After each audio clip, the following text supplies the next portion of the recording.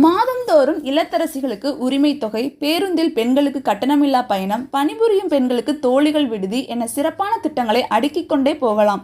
அந்த வகையில் 2025-26ஆம் ஆண்டிற்கு கிராமப்புற சுய உதவி குழு பெண்களுக்கு வட்டியில்லா கடன் வழங்கப்படும் என அறிவிக்கப்பட்டுள்ளது.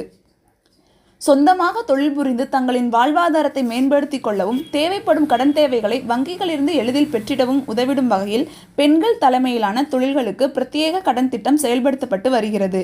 இத்திட்டத்தின் கீழ் நிலையான முதலீடு அல்லது நிலையான நடைமுறை முதலீடும் இணைந்த இருவகையான கடன்களில் ஏதேனும் ஒன்றை தேர்வு செய்யலாம். வங்கிகள் வழங்கிய கடன் தொகையை தவணை தவறாமல் உரிய காலத்திற்குள் திருப்பி செலுத்தும் பெண் தொழில் முனைவோருக்கு 1.5 லட்சம் ரூபாய் வரை நிலுவையில் உள்ள கடன்களுக்கான வட்டியில் 2% மானியமாக வழங்கப்படுகிறது. இத்திட்டத்தின் கீழ் 5 லட்சம் ரூபாய் வரையிலான கடன்களுக்கு 5 ஆண்டுகள் வரை பயனாளியிடமிருந்து வங்கிகள் வசூல் செய்யும்.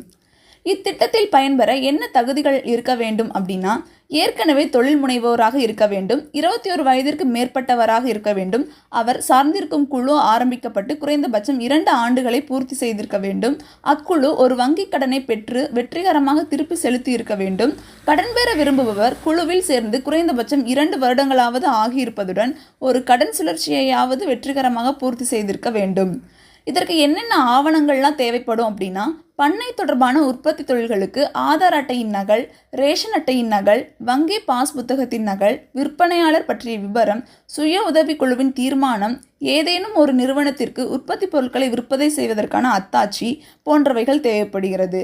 இத்திட்டத்தின் மூலம் பயன்பெறுவதற்கு தகுதியான தங்களின் சிறந்த செயல்பாடுகளுக்கான சான்றுகள், அறிக்கைகள், புகைப்படங்கள் மற்றும் பத்திரிகை செய்திகள் கொண்ட விண்ணப்பங்களையும் சமர்ப்பிக்கலாம் என அரசு தெரிவித்துள்ளது.